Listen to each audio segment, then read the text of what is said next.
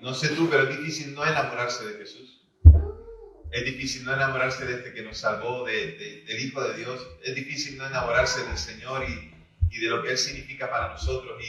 Y cada vez que podemos hablar de Él, o podemos recordar quién es Él, o podemos buscar cuáles son los atributos de Jesús, los atributos de Dios mismo en la persona de Jesús, entonces no podemos más que decir, pues Señor, eres bueno, eres misericordioso con nosotros porque nos has mostrado la salvación de una manera espectacular, de una manera asombrosa.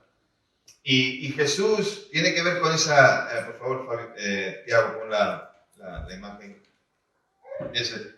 Jesús tiene que ver con esa llegada, la llegada que conmueve, porque cuando Jesús vino conmovió la vida de muchos. Para muchos trajo esperanza, para muchos trajo confirmación, ¿no? Como aquellos profetas que estaban en el templo, como Ana, la profetisa, que daba gracias al Señor, pero también le daba a... Uy, se me ha ido el nombre, ¿me ayudáis? El otro profeta que estaba allí en el... Simeón, cuando estaba allí y viendo al Señor decía, ahora mis ojos han visto la salvación de Dios. Pero también los pastores que recibieron aquel anuncio también fueron sorprendidos, ¿verdad? Y fueron conmovidos por la llegada de Jesús. Y tantos más, ¿no? Los sabios que venían de Oriente, desde un lugar lejano para adorar al Señor, guiados por una estrella.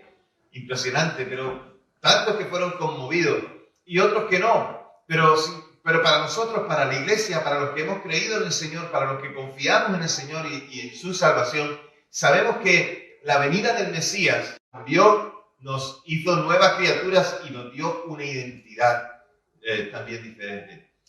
Y pensando en que nos conmueve, quiero hablarte de la necesidad del nombre, del asombroso nombre de Jesús. ¿Cuál es la razón por la cual te pusieron tu nombre? Yo te voy a contar cuál es la mía. Yo soy el quinto varón, ¿vale? De una familia de 5, todos varones. Entonces, cuando nació, creo que esto lo he contado, no estoy seguro, pero bueno, da igual. Necesito contarlo para explicar una cosa. Mi hermano Francisco se llama Francisco porque mi abuelo paterno se llama Francisco. Mi hermano Rafael se llama Rafael porque mi abuelo materno se llama Rafael. Mi hermano Blas se llama Blas porque el abuelo de mi madre, que fue quien crió a mi madre, se llama Blas. Entonces había que ponerle Blas. Mi hermano Pedro se llama Pedro porque mi padre decía, tanto recordar a los abuelos, a los padres y a tal, y ninguno de mis hijos tiene mi nombre. Así que mi hermano Pedro se llama Pedro porque mi padre se llama Pedro. Y yo me llamo Samuel y en mi familia no hay nadie que se llame Samuel. Es decir, me pusieron el nombre Samuel porque gustaba, más o menos la historia de los nombres que me querían poner, uno era Alexis y otro era Samuel. Y me pusieron Samuel. Yo agradezco que no me hayan puesto Alexis porque cuando yo era niño, bueno, adolescente más bien, había un humorista en Canarias que hacía chistes y hacía bromas, y cuando quería contar chistes y bromas de un niño travieso, pues siempre ponía el ejemplo de Alexis. Entonces yo agradezco a Dios que me hayan puesto Samuel. Y después, por otro lado, poniendo los nombres a nuestros hijos, queríamos ponerlos con un significado. Pues nuestro hijo mayor se llama Bernabé, porque se llama hijo de consolación, es hijo de consolación, hijo de exhortación, y como Mabel había perdido un bebé antes de que él naciera, pues entendíamos que si hubiera sido varón le íbamos a poner Bernabé, porque no sabíamos el sexo del niño. Nosotros siempre mantuvimos hasta el último momento el no saber el sexo, sino hasta que sacara la cabeza, en el caso de Noemi, hasta que sacara los pies. Entonces, pues le pusimos a Bernabé, hijo de consolación, por eso. ¿Vale? Ahora hemos entendido que también tiene otro significado. Muy bien. Sarai es mi princesa, ese es el significado del nombre de Sarai, y es lo que siempre ya ha sido. Noemi, mi deleite, mi alegría, pues ella siempre, pues ya sabéis, ella no sonríe. Bueno, ella sonríe por ella y por 10 más. Los 10 más que nos juntamos, nos metemos todos y de la sonrisa escandalosa, ¿no? Y Pablo significa pequeño. Es decir, ya no más. Con 4 es suficiente. Pablo significa pequeño, es el que cerró el cupo, y por eso tenemos nuestros 4 hijos. Ahora, ¿con qué sentido te pusieron a ti el nombre? Porque lo normal en cuanto a los nombres es que cada uno tiene el nombre que tiene porque su padre es verdad que se lo puso, pero cuando miramos los tiempos bíblicos, el concepto del nombre tiene un significado muy diferente al que tiene en la actualidad. Yo, con todos los respetos a todos los que le ponen nombre a los niños, lo siento, pero Mucha gente hoy le pone el nombre al niño como si fuera el rótulo de una tienda, es decir, ¿por qué? Porque es que suena bien, es que me gusta. Bueno, pues, no sé, ya sabéis que hay nombres ahí raros más o menos por ahí, por el mundo, ¿verdad? Como Disney World de Todos los Santos. No sé, hay nombres, o sea, le pones como un rótulo, o sea, no le das un significado, pero en la escritura, en la Biblia, hay gente, hay personas que tienen ese nombre debido a algo que se esperaba de él, algo que había sucedido o algo que iba, que iba a acontecer, ¿no? Que mostraba algo. Y en el texto bíblico, la persona con autoridad era solamente la que daba o podía dar un nombre. Y además de eso, significaba que la persona nombrada se le daba una posición o se le daba una función o una relación, algo había. El nombre dado a menudo estaba determinado por alguna circunstancia del nacimiento. Algunas veces el nombre expresaba un deseo o una profecía, y cuando una persona daba a otra su propio nombre significaba la unión de ambas en una relación muy cercana, como cuando Dios le dio su nombre a Israel. La unión, la cercanía. Por ejemplo, ser bautizado también en el nombre de alguien significa pasar a pertenecer a alguien o a un nuevo dueño. Nosotros somos bautizados en el nombre del Padre, del Hijo y del Espíritu Santo. ¿Por qué? Porque ahora pertenecemos a esa divina unidad, triunidad. ¿Por qué? Porque ahora somos comprados por sangre, le pertenecemos a Él. Él es a quien nosotros le pertenecemos. Pero en la Biblia encontramos la relación más cercana posible entre una persona y su nombre. De manera tal que quitar el nombre era hacer desaparecer a la persona, como si no existiera. Tú le quitabas el nombre o no lo nombrabas o no lo llamabas y era como hacerlo desaparecer. Así que olvidar de alguna manera también el nombre de Dios significaba prescindir de Él, negarle o decir que no existe.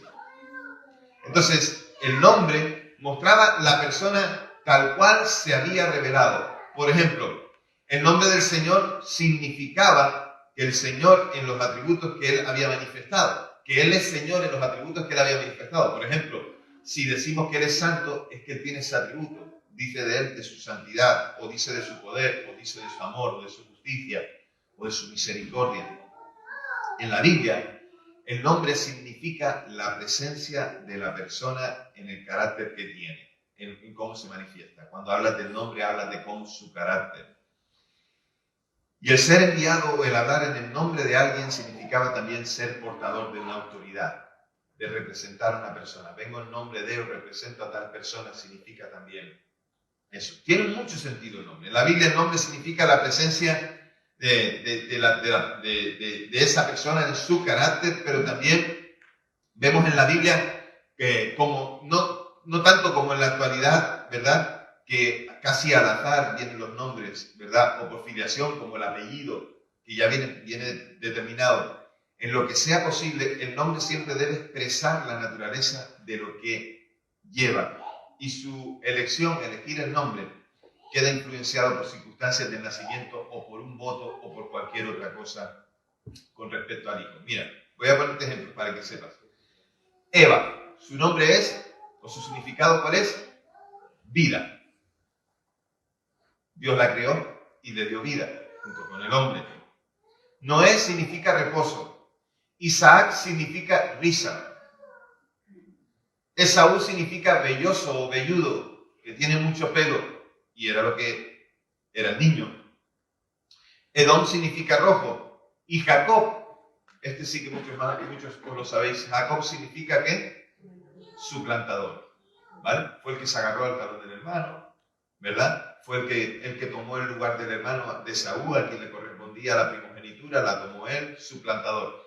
El nombre ya decía, o suponía lo que iba a ocurrir o iba a pasar. El nombre debía ser, en medida de lo posible, algo que produjera, como dicen los jóvenes hoy, buena vibra. O sea, tendría que producir algo positivo. Y tendría que producir algo que realmente trajera bendición o que se esperara de él algo bueno. Por ejemplo, Raquel, cuando estaba a punto de dar a luz de su segundo hijo a su esposo, a Jacob, cuando estaba a punto de dar a luz y antes de morir, ella dijo que quería que el nombre del niño fuera Ben-Oni, que significa hijo de mi dolor. Pero sin embargo su padre le cambió el nombre y le puso Benjamín, que significa hijo de mi diestra. O sea, los padres decían o esperaban algo acerca del nombre que se les ponía. Los nombres tienen un significado tal vez incluso teológico o religioso, da igual como lo quieras llamar. Por ejemplo, cuando se junta el nombre del Señor junto con otra palabra. Por ejemplo, cuando se le pone Él, significa que en el nombre aparece la palabra Dios. Y no sé, en mi nombre, por ejemplo, Samuel, muchos dicen Dios ha escuchado. No significa Dios ha escuchado. Yo ya lo tengo más que buscado, ¿vale? No lo digo por los que me quieren llevar a la contraria, que siempre los habrá. No pasa nada. Pero lo que significa Samuel es, su nombre es Dios. Entonces, siempre que aparece Él, es que tiene que ver con Dios. Cuando aparece la J y la A, tiene que ver con Yahvé. Y cosas así. ¿Por qué te estoy contando todo este rollo? Y te estoy diciendo de nombres y nombres. Por ejemplo, Natanael, Dios ha dado. Jonatán, el Señor ha dado. Elimelech, Dios es mi rey. Ezequiel, Dios es fuerte. Ese nombre es precioso, ¿eh? Dios es fuerte. Son atributos que tienen que ver con Dios. Y después también podían ponerle nombres de cosas que estuvieran en la naturaleza. Por ejemplo, Labán, o de colores. Por ejemplo, Labán es blanco. Lea es vaca. Vaca salvaje, además. Así que si alguno va a tener una niña y le va a poner Lea, que se lo piense. Pobre del hombre que se case con ella. Raquel, oveja. Tamar, palmera. Débora, abeja. Y Jonás, paloma. ¿Ves? Son traducciones. Mencionamos los nombres, ponemos los nombres a los niños y no sabemos el significado. Es bueno saber cuál es el significado. Es a causa de este constante deseo de dar un sentido real y personal a los nombres que se trata de dar, entonces que aparece impuesto un nombre. Mira, y en este sentido, ¿por qué te he contado todo este rollo? Porque el texto que vamos a leer muestra por qué Jesús tiene el nombre que tiene. Búscalo en tu Biblia en Lucas capítulo 1, versículos 26 al 38. Lucas capítulo 1, versículos 26 al 38. Y dice así el pasaje. Al sexto mes, el ángel Gabriel fue enviado por Dios a una ciudad de Galilea llamada Nazaret, a una virgen desposada con un varón que se llama José, de la casa de David, y el nombre de la virgen era María.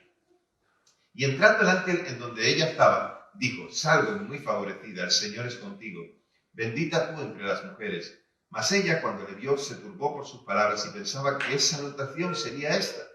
Entonces el ángel le dijo: María, no temas, porque has hallado gracia delante de Dios.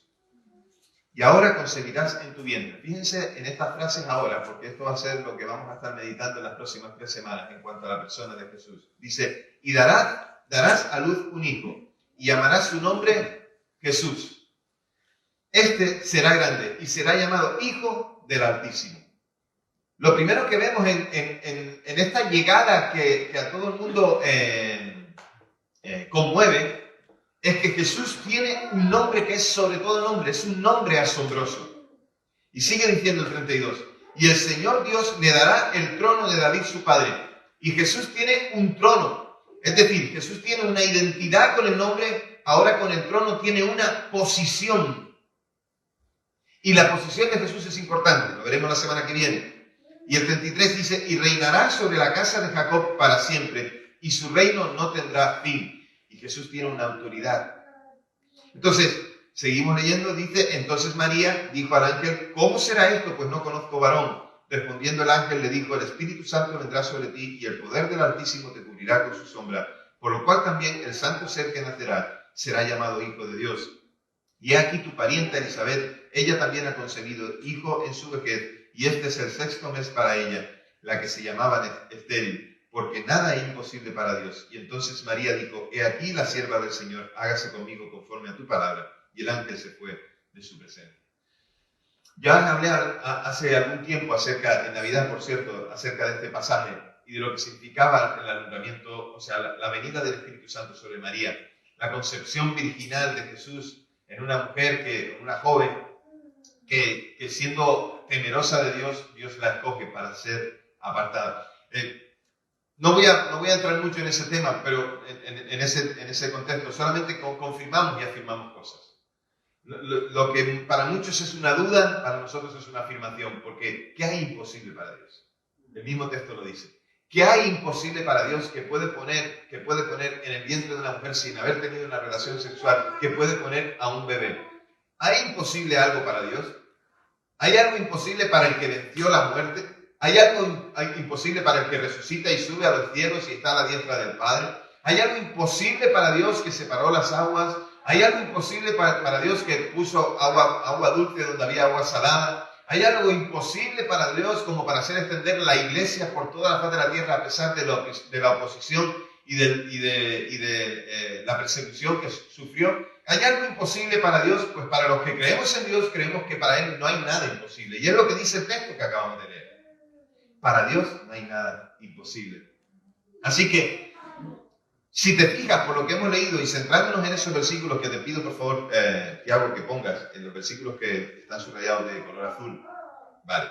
Si darás a luz un hijo y llamarás su nombre Jesús, y este será grande y será llamado Hijo del Altísimo. En el mundo semita, el nombre se identifica. ¿Entienden lo que es el mundo semita? El pueblo judío, ¿vale? El pueblo judío cuando se identifica casi con el ser mismo de una persona o de una cosa cuando se le pone un nombre. Y si Dios revela su nombre misterioso, revela todo su poder y toda su grandeza. Cuando Dios se revela a Moisés en medio de la zarza ardiente, y Jesús le pregunta, y Moisés le pregunta, y cuando el pueblo me diga que quién me envía, y cuando el faraón me diga quién me envía, y el pueblo me pregunte también, ¿qué le diré? ¿Qué le dice Dios? Dile que yo soy el que soy. Cuando Dios le dice esto, le está mostrando cuál es su identidad.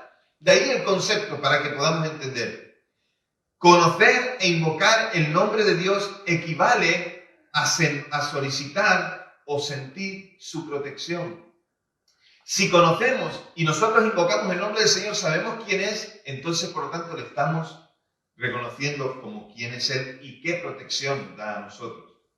Poner, cambiar o pronunciar el nombre de una persona o de una cosa es señal de dominio sobre ella. Cuando Dios le está diciendo a través del ángel a María, ¿cuál es el nombre que le tiene que poner al niño que nace dentro de ella? Es que le está diciendo, este niño me pertenece.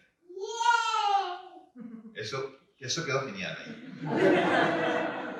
Ante una iglesia que no dice amén a nada, ¿no? Eso quedó genial ahí. Sí, señor, esos chavales son mis fans. Y yo lo de ellos. Cuando Dios le dice a través del ángel, tienes que ponerle este nombre, está diciendo que yo tengo la autoridad sobre ese niño me pertenece, ese niño es mi hijo, es hijo de Dios. Y con frecuencia en la Biblia vemos eso. Vemos el carácter de salvación que tiene ponerle el nombre a Jesús y en el Nuevo Testamento el nombre por excelencia es el de Jesús.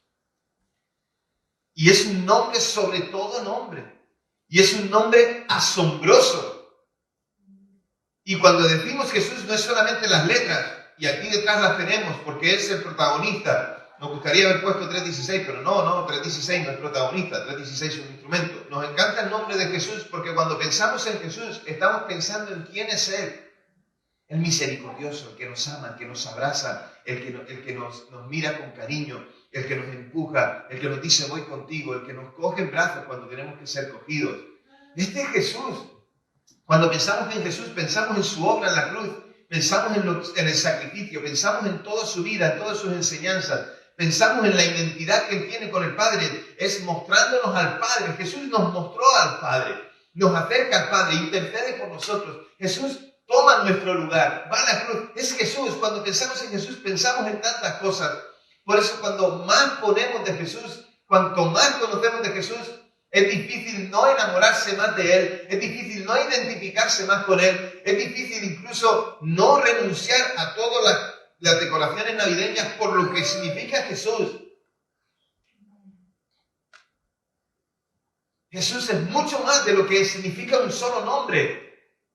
Es la identidad con Dios, es Dios mismo. Por eso cuando le pone el nombre, le dice, será Jesús, le está dando una identidad. Es Dios, es Jesús. Es 100% hombre y es 100% Dios. Ya sé que esto es difícil de entender en una mente cortita como la nuestra, porque somos hombres y mujeres con limitaciones. Pero es Jesús, es Dios. 100% hombre y 100% Dios. Cumple en Él, solamente en Él, las dos naturalezas.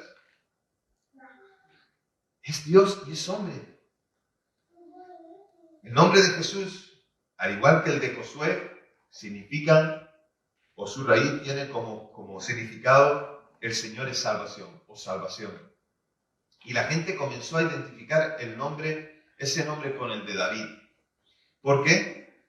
Porque fue reconocido como Jesús, el hijo de David. La próxima semana ahondaré un poquito más en ello, pero pensando en esto, al reconocerle como Jesús, el hijo de David, están reconociendo al verdadero Mesías, al Mesías prometido, a quien el pueblo estaba esperando.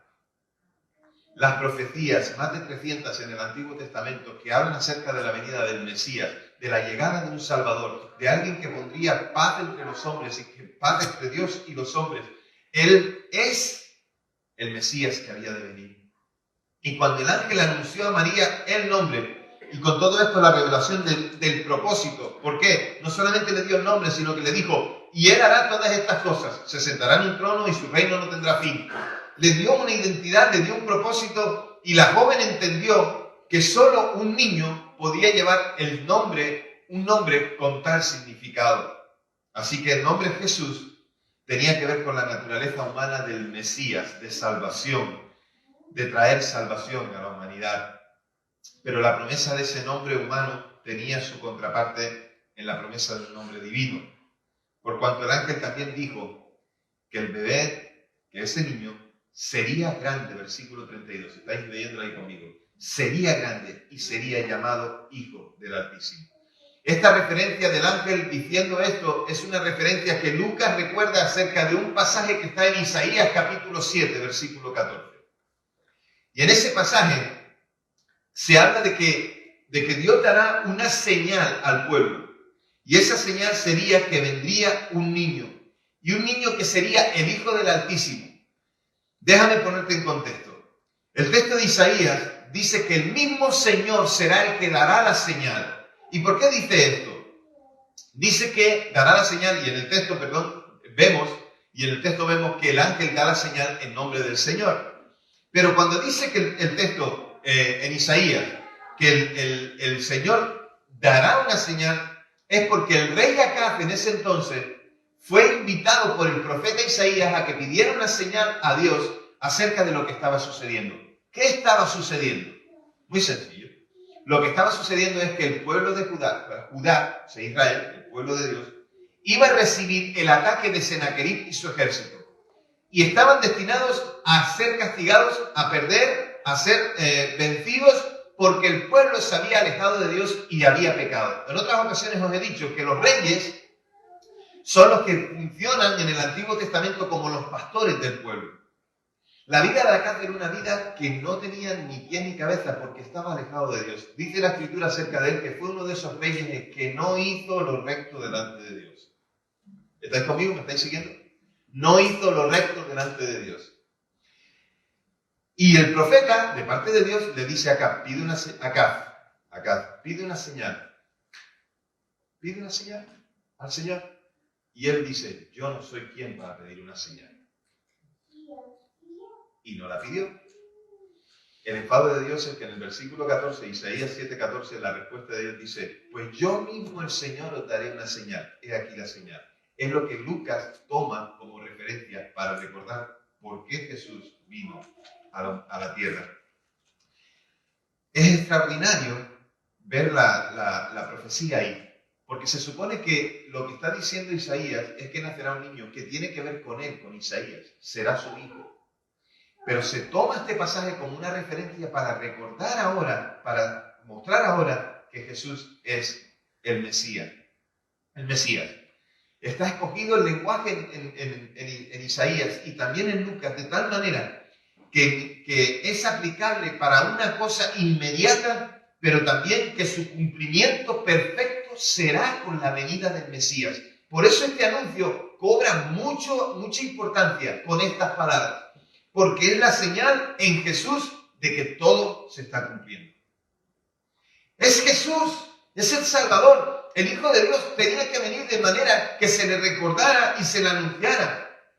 Y apropiarse en el Nuevo Testamento, Lucas, de esas profecías, no tiene que ver con acomodar, tiene que ver con entender lo que se decía acerca del Mesías para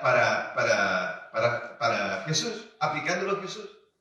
A veces vemos los textos y decimos, bueno, es que está cogido con pinzas. No, no está cogido con pinzas. Está mostrado y está comprobado de que se habla de Jesús, aun cuando ellos mismos no sabían que hablaban de Jesús. En uno de los salmos, David dice, dijo el Señor a mi Señor. ¿A quién se refería? Y David no lo sabía. A Jesús. A Jesús. Algunos vemos aquí el cumplimiento, otros ven las trabas. Porque cuando no se quiere creer, cuando no se quiere conocer, entonces se ponen las trabas.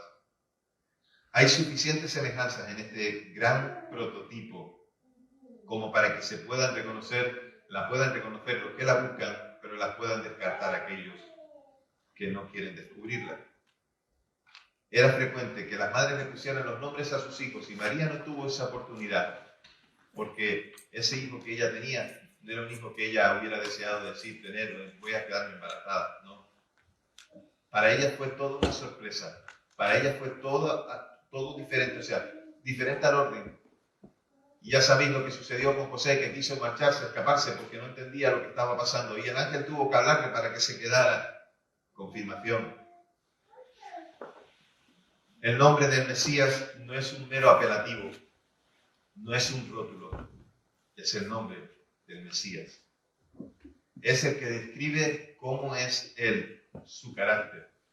También en Isaías capítulo 9, versículo 6 se puede leer acerca de Él todos aquellos detalles de cómo era el Mesías. Dios fuerte, Padre eterno, Príncipe de paz. El nombre sí se considera el objeto para el cual fue destinado. No fue ilegal ni absurdo, sino característico de la persona. Jesús, que significa salvación, era el nombre que tenía que tener aquel niño que moriría en la cruz por nuestros pecados. Y ese es el niño que concibió María, y ese es el niño que se esperaba, ese es el niño que nosotros necesitamos. Ya no niño, hombre, que murió en la cruz por nosotros. El pecado destruyó la facultad de percibir el ser interior. Y esta es la causa de la separación que ahora existe entre el nombre y la persona también. En el caso de Jesús y de muchos que se registran en las Escrituras, el Espíritu Santo ha dado cumplimiento, ha suplido esa falta. Y nosotros hoy, ¿a quién reconocemos? Porque necesitamos ver a una iglesia que en medio de tantas, cada año lo digo, pero es que cada año lo veo, que en medio de tantas luces, en medio de tantos regalos, en medio de tanta comida y en medio de tanto despilfarro de dinero, la iglesia tiene que seguir anunciando a Jesús como ese asombroso nombre, que no solamente es un nombre, sino que es la salvación de todos los hombres y de todas las mujeres en la faz de la tierra, en todos los tiempos y en todo lugar. La iglesia tiene que seguir recordando a Jesús. Y hoy es el momento en el que la iglesia también se puede enamorar más de Jesús. Tenemos que enamorarnos más de este Señor y Salvador, conocerle cada vez más. Iglesia, necesitamos salir de la ignorancia, del desconocimiento de quién es nuestro Señor, de quién es el que nos salvó y cuál es el propósito por el cual fue enviado. No fue casualidad, no fue fruto del destino, fue algo planeado desde el principio de los tiempos por Dios mismo junto con su Hijo Jesús, el cual preexistía desde antes de todos los tiempos. Dejando su trono de gloria, se hace hombre y viene a morar entre los hombres. El Dios Emmanuel, Dios entre nosotros, Dios con nosotros.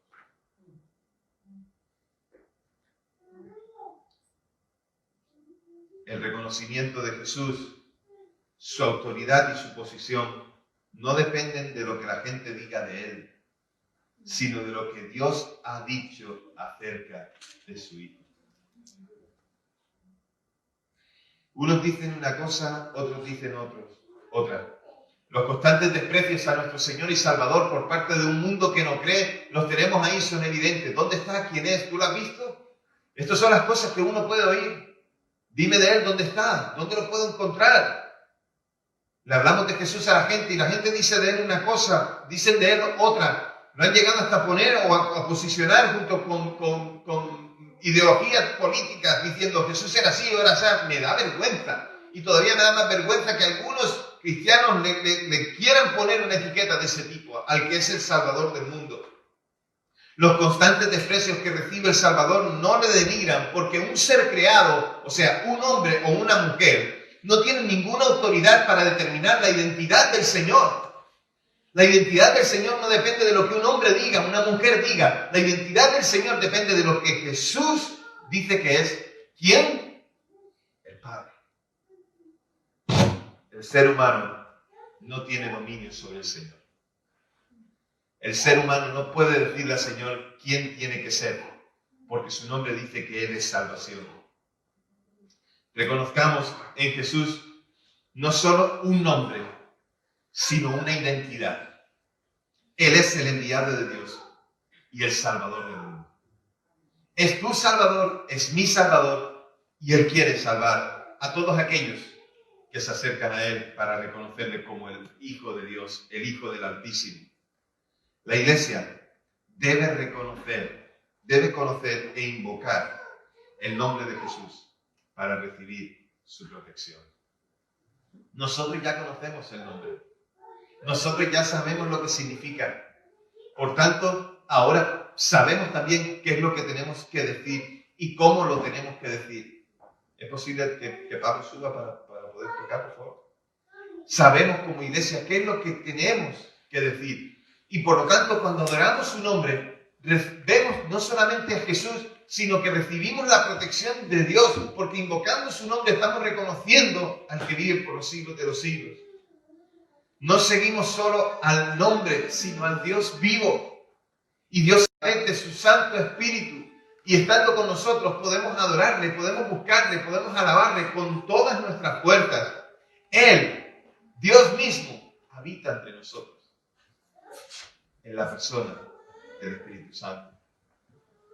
Recordar estas cosas nos invita también, o nos lo pone en bandeja para recordar también nuestra identidad. Somos pueblo de Dios.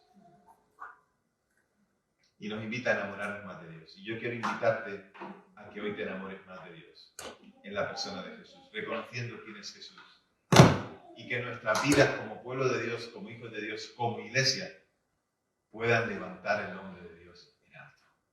En medio de un tiempo en el que Jesús cada vez más pasa a un segundo lugar para celebrar otras cosas, para recordar otras cosas. Jesús es salvación. Eso es lo que significa su nombre. Pues Él es el mejor regalo que podemos recibir.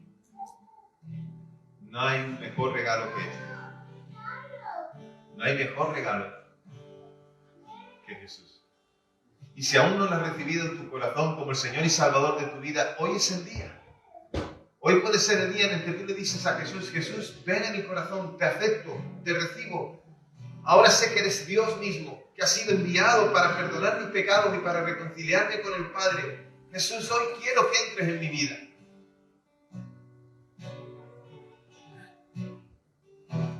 Hoy es el tiempo en el que también como iglesia podemos reconocer a Jesús para recibir su protección.